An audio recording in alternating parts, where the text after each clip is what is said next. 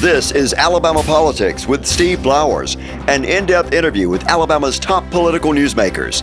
Now, from the studios of Troy University, here is Steve Flowers.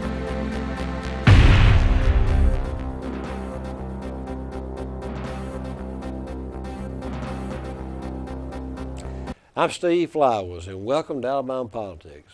Folks, we're fortunate tonight to have as our guest one of the bright rising stars in the Alabama legislature and Alabama politics, one of my favorite young legislators, and I say young now because I'm getting a little age on me. He's in his mid-40s. Representative Mike Jones from Andalusia represents Covington and Escambia counties. He's considered one of the bright young stars in the state legislature, and he's already chairman of the Judiciary Committee. He'll have a major role in the session, one of the leaders in the House, and he followed one of my favorite all-time people in the House who sat by me for 16 years before he ascended to being Speaker of the House, is Seth Hammett. Mike, good to have you on the show. Good to see you, sir. Appreciate you being with us, taking time out of your schedule. I know y'all are busy with the session, and you usually have court in Andalusia before you come up here on Monday. Yes, sir. You know, folks don't realize this, but most legislators have to make a living besides being a legislator. It's not a full-time job, although it is a full-time job. It's the more hours for a part-time job than any part-time job I've ever heard of. It really is. Mike's got a very good law practice in Andalusia and Covington County, and he's been a lawyer there for 20 years or more, hasn't he? A little over 23. 23 years in Andalusia. As I alluded to, folks, he followed one of my favorite people in the world, Seth Hammett, who did a tremendous job in Andalusia and Covington County. How many years has Seth served in the House, Mike? He served, I want to say, at least around 30. I think 30 years. And of course, was Seth Speaker 1 or 2 terms? I think he was into his 3rd term, if I'm not As mistaken. Speaker of the House. Speaker of the House. So Mike had to follow some big shoes, but he's very popular in Covington County. I'm in the Andalusia Star News and the Op News in his county, and all those people down there, when I go down to speak to civic clubs and visit, they're crazy about Mike Jones.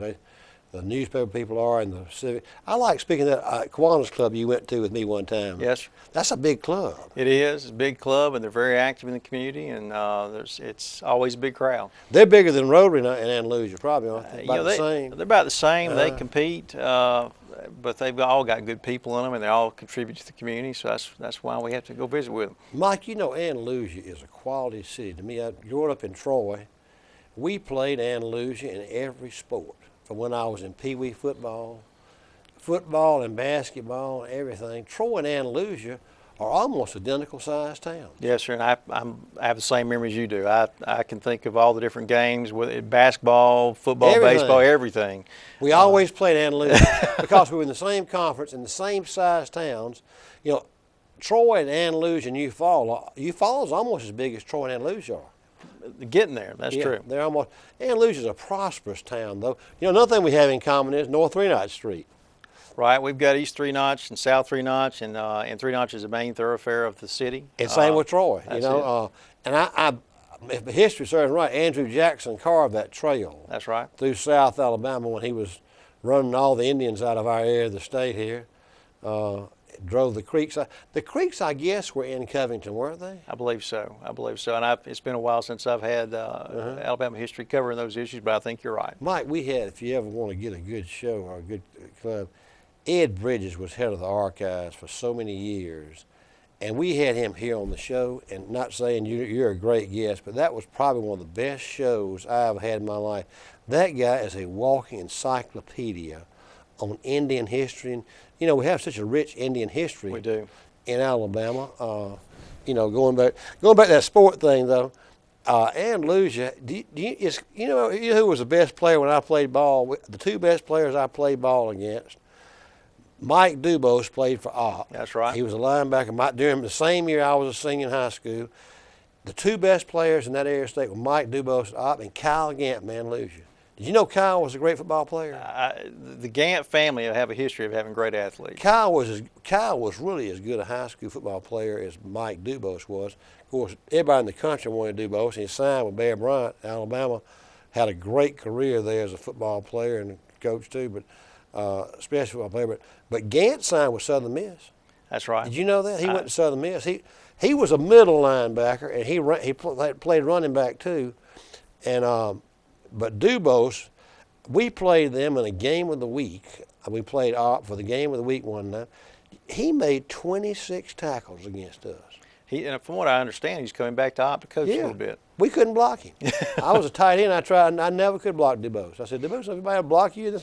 After the game, I said, he made 26 tackles. We had a pretty good team that year. But Andalusia and Troy have so much in common, North Renatch and South Renatch. And Seth and I would sit together for years, Mike, and we'd talk politics. I never forget when we were young legislators, Wallace was governor. Seth was in his second term. Seth got there 4 years for me. He's 4 years older than I am. And we both in our mid-60s. I'm in my early 60s. And we would sit there and we'd talk. Wallace would call us down there periodically to talk politics with him. I had been a page when I was a little boy, and so Wallace knew me, and I actually had his county. I'm like you are now, that you have to go and dip into Escambia. You get all of Covington and part of Escambia. I got all of Pike and part of Barber. Well, I had Wallace's hometown in my district, and he had known me since I was a page, and it tickled I was his representative. So I'd go in and talk with him. And Seth was obviously calling to visit with him too. He loved Covington County. Wallace did extremely well in Covington County. I don't know if you knew that or not. Actually, I was aware of that. He ran, if I look at the numbers, for some reason, he was popular in Covington County. But I was sitting there telling Seth, I said, Seth, I was talking with the governor today, and he said that he started all his campaigns in my county, in Pike County, in Brundage. And Seth got a smile on his face. He said, Steve, he told me the same thing about Andalusia. I think I've heard this same story from Seth's side. So he told me that Wallace told me that. And I got so tickled. Seth got a smile on his face. Wallace was an awful politician. You know it? Yes, sir. But you followed, so I tell you what, people like you, like I said, down there. Now, you, Chairman, go back to your family. Your wife's from Covington County, isn't she? She is. She's from Opp. She actually is from Horn Hill, which is just outside Opp, but she went to Opp High School. And she's a pharmacist? Pharmacist in Andalusia. She works with Jeff Bailey, and it's an independent pharmacy in town, and she works a couple of days a week, and she takes care of our girls. And they've got 2 daughters? 2 daughters, and they keep Kathy and keep us both pretty busy lately. Are they, how old are your daughters? My oldest daughter is Olivia. She's about to turn 17 this Saturday, and my youngest daughter is Sophia, and she's 10. Yeah. You were in your church there too, aren't you?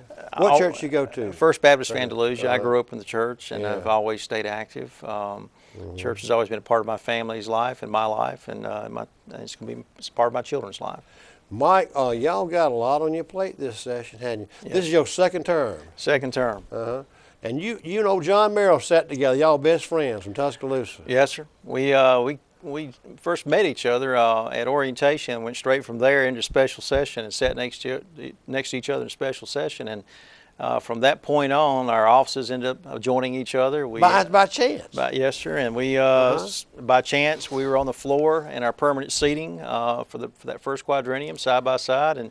And we were the only 2 freshman members assigned to Rules Committee. So we just had so many things that were coincidences that placed us together, and we became very, very close friends. That happens in the legislature. Yes. People ask me what I missed about it.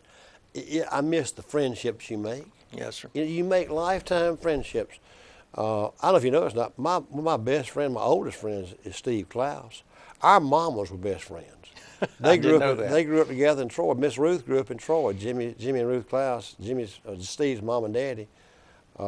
She was my mama's best friend growing up, so I'd never have not known Steve Klaus. And ironically, after I left, didn't have Barbara, I went down and got the northern part of Dale, and our house seats connected to each other. And I helped Steve the first time he ran, and he had the rest of Dale County.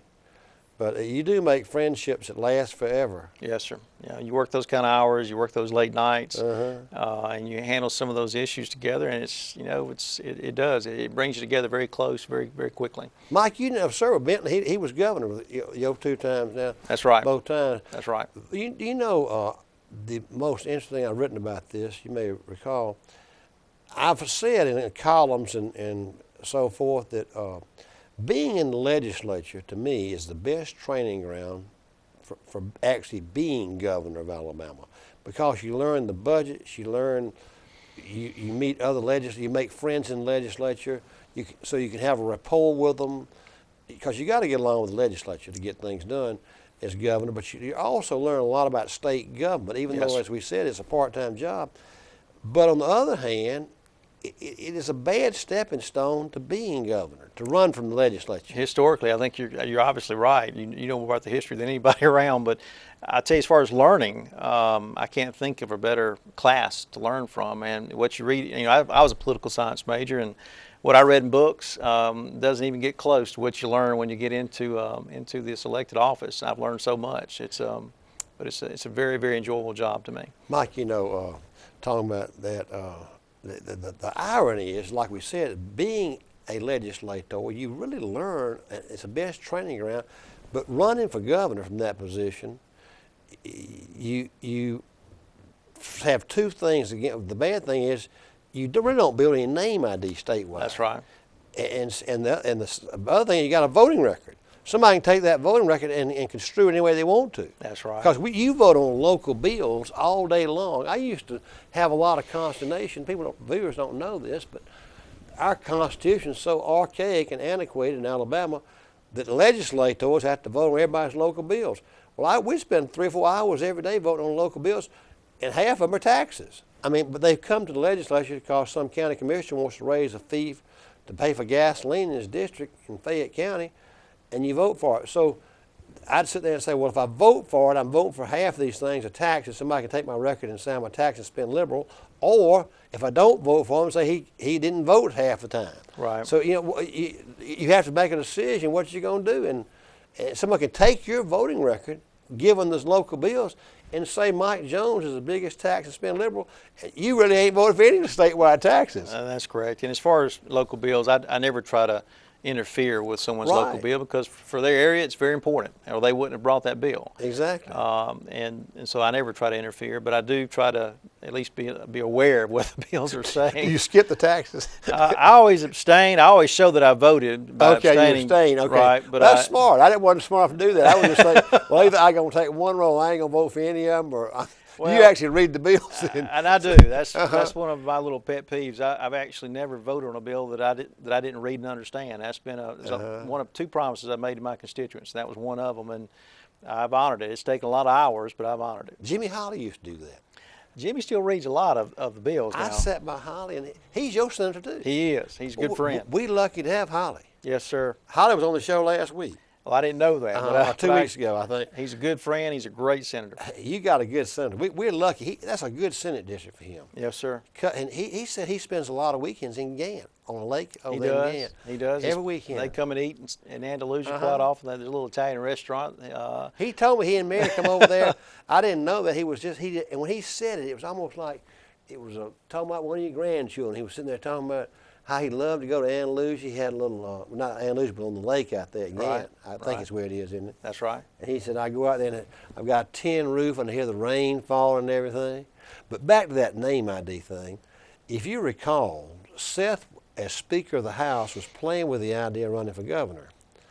And one of the first things you do is have a benchmark poll done. Right. We got to find out what kind of name ID I got and this sort of thing.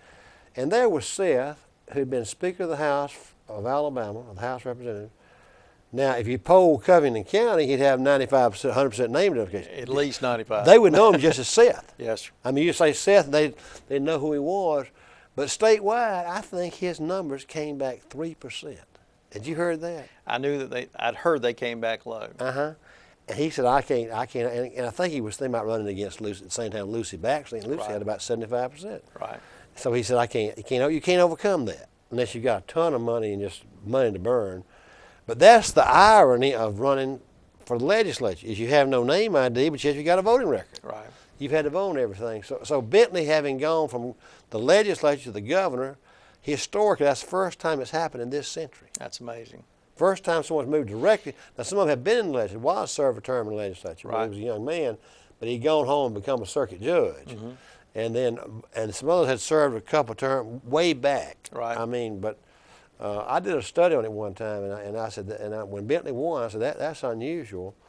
I'll tell you a funny story. A guy I have on the show periodically is old Matt MacArthur, who heads the State Employees Association. Mac likes to talk about old-timey politics. And Mack, like Seth, was going to run for statewide office one day. He's going to run for Attorney General. And Mack was chairman of the Ethics Commission. Okay. Your guy from your county is going to be the new chairman of the Ethics Commission. Tom Albritton. Tom Albritton.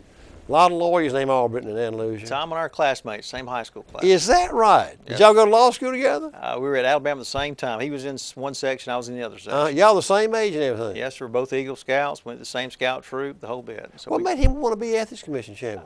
you know, I think he's wanted to kind of have a change in life, and I can easily see him doing this job. So y'all the same age, y'all grew up together? Yes.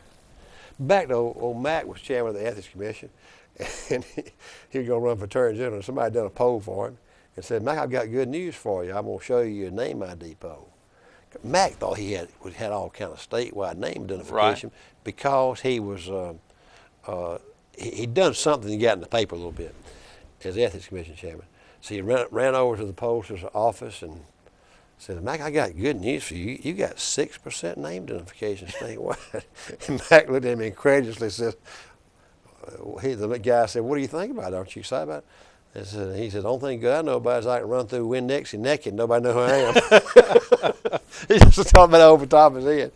But anyway, y'all got your hands full this time. I mean, with the budgets and everything. But one thing that is going to transpire, and you're going to have your hands on a lot as chairman of the Judiciary Committee, Mike, is the prison reform thing. Now, you and Cam Ward have been together on that whole thing, hadn't you? I've been working with Cam now for a couple months. The Speaker appointed me as chair of Judiciary in January, so I came in a little later than Cam has, but I've been putting in a lot of extra hours trying to research it, and Cam and I have been working together. I've been working more behind the scenes, and we're still doing a lot of work. I've been, even as late as last week, I was still meeting with a number of different groups, finding out more information.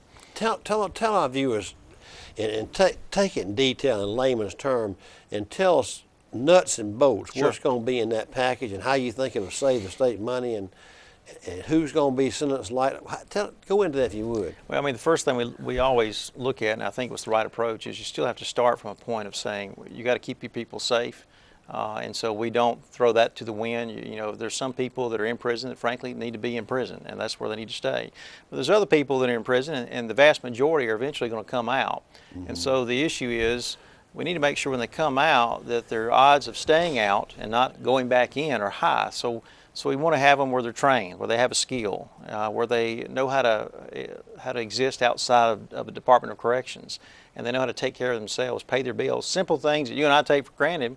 If you've been in the system a long time, you know you don't know how to do those things. Mike, not interrupt, but I've heard that said a lot of times, and seen movies about it. Yes, even, where a guy's been in prison 20 years, and the world's changed so much. Yes, sir. And you thought they want to come back to the prison. That's their home. Well, it's that scary. really does happen, doesn't it? It's scary to them. And you know, you have a lot of people in prison that are taking medication for mental health issues. And if they come out without any supervision, and you hear a term called EOS, it's end of sentence, and that means they come out of prison and there's no supervision, there's no probation or parole. And a lot of those inmates, when they come out, there's nobody to help them set up their medications with mental health. So they come out and they're not on their medications. And when they come off their medications for a long period of time, they start doing things that they don't want to do, but they end up getting back to them. And so what we're going to do is, and we've been working on it, is trying to approach this from a number of different perspectives, not just one single idea, and try to reduce the recidivism rate to keep people out of prison, keep them where they're working, contributing back to our communities. And all during that time, we still want to make sure that our people are safe. So that's one big part of it. To accomplish that, our pardons and parole employees, there's 100 of them across this state to watch inmates when they come out. Well, that means that there's about 200 inmates per pardons and parole employee for them to supervise. Are they under what department are they under? Corrections? Departments of pardons and paroles, and they've got their own group. But 200 people is too many people for one person to watch. So one of the big parts of this plan is we're going to need to hire about 100 more officers to help with that, and to at least reduce that number down to 100. And we're going to we need to give them some more support staff so they can help with that. But that's one big part of the plan, and so part of the plan does include investing. And we have to. I mean, supervision is a big issue. If we can have everybody as they come out about a year of supervision, studies all across this nation where this has been done before seem to indicate that that'll help reduce recidivism or going back to prison dramatically, and that's what we want to do, is try to reduce that. So y'all have taken a lot of what you think are the best ideas, Yes, sir. from other states. Yes, sir. And you've seen the drop in the savings. And what are some of the states y'all really studied a lot? Texas, North Carolina, those are two that come to mind as probably the most. I think Mississippi has been one that's been looked at as well. And some of these programs that we're looking at have been done in these different places. And what are those specific again? once again, just having more supervision is one big deal. That's one of the biggest things. Yes, sir. Having that increased supervision where you don't have people just walk out without any supervision. So right now we don't have enough parole officers to follow them out of the There's just not. They just go back to the community. They don't know where they're going. Some come out on parole, but many come out after finishing their sentence, and so there's no supervision when they come out for some. I see. That's right. So we've got. What do you do with those then? Well, they come out. They serve their time, and you know, we basically now we just pray they don't get back in trouble, and that's part of the problem. We've got to help them. We've got to help with that transition so they won't get back in those problems. Mike, do you know this? What percent of the people coming out of prison are on parole, and which percentage serve their full term? Do you know that? I don't remember the exact number, but our goal is that no one would come out without some supervision. That's the goal, and that's what the bill that we've been working on is to say, is that there would not be anybody coming out without some supervision. Are you going to change the sentencing guidelines that judges are required to give them a certain sentence for certain things? The only thing we're looking at doing is something called community corrections, and so there's some low-level crimes that are not any crimes that are violent crimes, anything like that, very low level, that would have a D sentence or a Class D felony, and it basically caps out the sentence to 5 years instead of 10 years. And those sentences would include community corrections as being the primary method. And right now, all but 22 counties in the state have community corrections. So we've already got that kind of established in our state. What department are they under? They're under corrections? Once again, Department of Corrections is over them, but there are programs that are set up in each county. We've got 22 counties, and my counties, frankly, are some of the ones that don't have them, so we've got to work on that. But part of this also, this package includes some money to help some of these counties get going, get set up, also to help some of the ones that are set up make their programs better.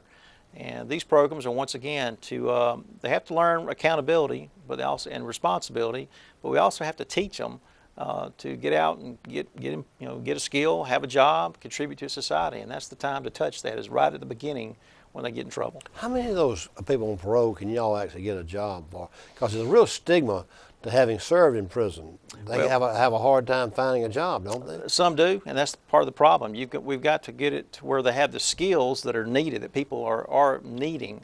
And so skills can be anything from welding, they can be some sort of mechanic skills. I mean, used to it was no problem finding a mechanic everywhere, or a plumber everywhere, or all these different jobs. But nowadays it's hard to find all those skilled laborers. What are the biggest manufacturing places in Covington County now? It's not textile anymore, is it? It was Shaw Industries is still number one. That's a Uh-huh. textile, yes, sir. By far, they're number one employer. They're not owned locally though. They're owned by somebody in Tennessee, aren't they? Owned by a company out of Georgia, I believe. North Georgia, yeah. That's right. And I actually grew up when it was Amico Fabrics. When it first was built, I worked there for a good while. I worked, I think it was D shift back in those days. When you were a young man? I was a younger man. I worked in the tower, and that's where they changed the color of the threads of the poly that they. None of those plants are unionized, are they? No, sir. No. What's second and after Shaw and? It's probably between Alabama Power, not Alabama, Power South, and there's a box factory there that's changed names a couple of times. Power South's probably the second one. The gas district, Southeast Alabama Gas. But between Power South, Southeast Gas, Shaw Industries, and then there's several companies that are probably right around 75 to 100. Y'all don't have any automobile spinoff too far away from the plants, do you? We do have one. It's one of the Hyundai spinoff plants, and it's in the industrial park in Andalusia. Mike, the reason I'm asking that question is if a guy has an arrest record, he's gone to prison, and he's in parole, can one of those plants, I'm not trying to pick on those plants, will they hire someone that has a skill, or even if they have a record? Isn't there a certain stigma against someone who has? Well, I can say this as a city judge, and I've been a city judge in Andalusia now since 2008. I know that there's quite a few that they're employed, for instance, at the Hyundai spinoff plant. And from what I can tell, they seem to be staying with them. So it doesn't preclude them. Were they actually sent off to prison though? Or just local misdemeanors? Well, I know some locals that have some local run-ins with the law, but I believe, if I'm not mistaken, a few of them have had some higher issues.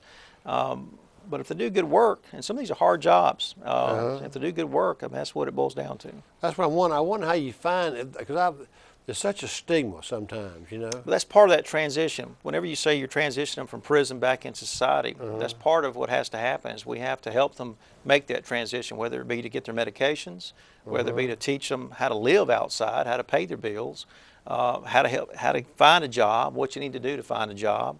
I mean, those are the things we have to teach some of these people coming out. Is if you just let them out and say go for it, they're not going to make it. They're just not going to make it. Mike, we want to avoid at all costs the federal government taking over our prison system. Yes, sir, and that's very important. Do you think if y'all's package, and we only got 2 minutes left, sum up if you will, if this package passes, what's the goal?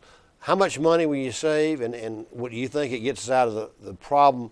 Right now, we're in a severe situation. We got 27,000 prisoners, 12,000 jailed. 28,410 last I checked. And yes, sir, we're at 194 to 196% capacity. When California was taken over by the federal government, they were at 200% capacity.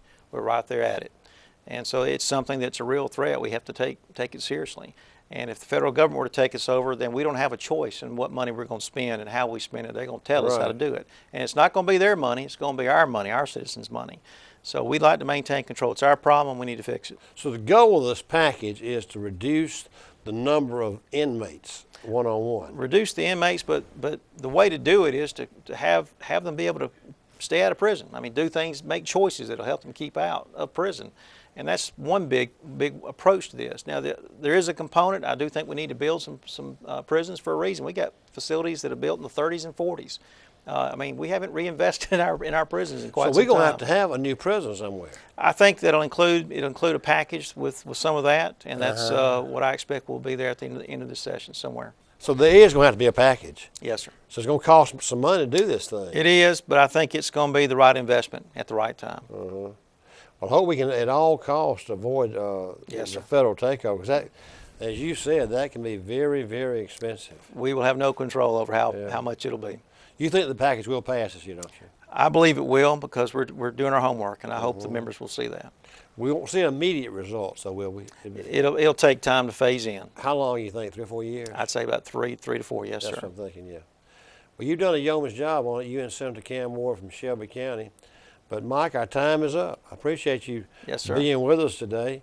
And folks, we really thank y'all for watching. Our guest today has been State Representative Mike Jones, a Republican from Covington County in Andalusia, who's chairman of the House Judiciary Committee. We thank Mike for being our guest. We thank you viewers for watching. Hope you tune again next week for Alabama Politics. Thank you.